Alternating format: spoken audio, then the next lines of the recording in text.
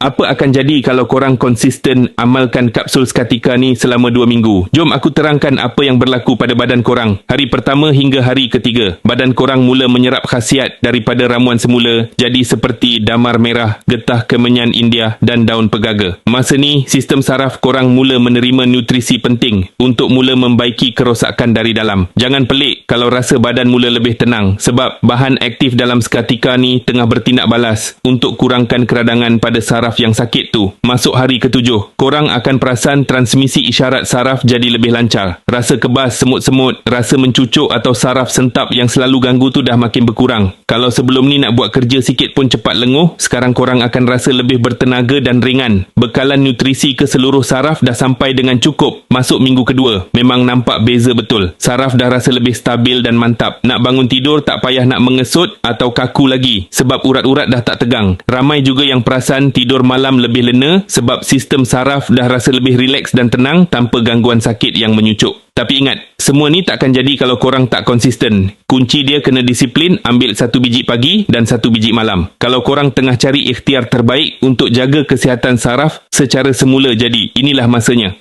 Kapsul seketika ni dah terbukti melalui ujian makmal yang sah di bawah pengelasan produk makanan. Tak payah risau lagi, memang sangat berbaloi untuk kembalikan keselesaan hidup korang. Jangan tunggu sakit makin melarat, cuba sekarang.